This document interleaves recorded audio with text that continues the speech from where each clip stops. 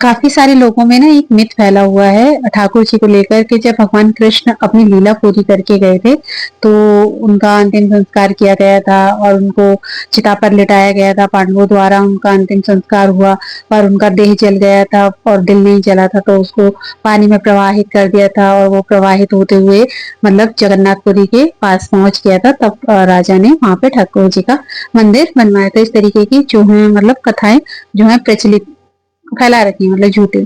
तो देखिए ऐसा कुछ भी नहीं है कि ठाकुर जी जो है वो हमारी और आपकी तरह उनका जो गमन होता है वापस अपने धाम को, वो इस तरीके से नहीं जाते। श्रीमद् भागवत महापुराण में वर्णित है कि जब ठाकुर जी अपनी लीला पूरी करके धरा धाम से गए तो वे कोई अपने यहाँ पे मृतदेह को छोड़कर नहीं गए, बल्कि वे अपने शरीर समेत जो उनका पूरा शरीर था उसको ज्योति स्वरूप में लेकर के, जब क्या कहते हैं उनके जो मित्र थे उद्धव जी ने कहा कि ठाकुर जी अब आप हम सबको छोड़ करके जा रहे हैं, हम आपके बिना कैसे रहेंगे।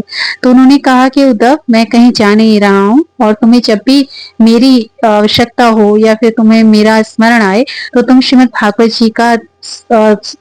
भागवत जी की शरण लेना, तो तुम्हें यही महसूस होगा कि मैं ही तुम्हारे साथ हूँ और श्रीमद् भागवत जी साक्षात मेरा ही स्वरूप है, उनमें और मुझ में कोई फर्क नहीं है। तो जब भगवान यहाँ से जाने लगे तो उन्होंने ज्योति स्वरूप लिया और ज्योति स्वरूप लेकर 7 बार आकाश में परिक्रमा की, मतलब भ्रमण किया और वो पूरा ज्योति स्वरूप में ही श्रीमद् भागवत जी में समा गए। वे कहीं गए नहीं क्योंकि उनको कहीं आने या जाने की आवश्यकता नहीं है, वो तो हम सब में वास करते हैं।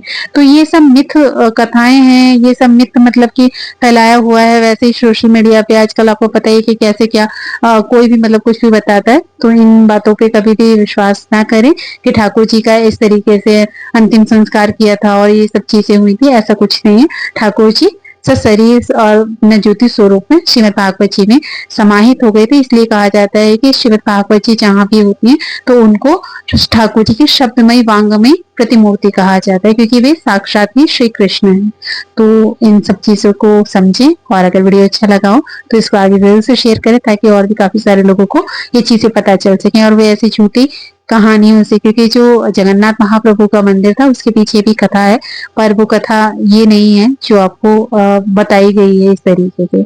उस कथा के लिए भी मैं एक अलग से वीडियो लेकर के आऊंगी, तो उसमें मैं आपको बताऊंगी कि वो मंदिर वहां पर कैसे रहना। सभी को राधे राधे, जय श्री कृष्ण।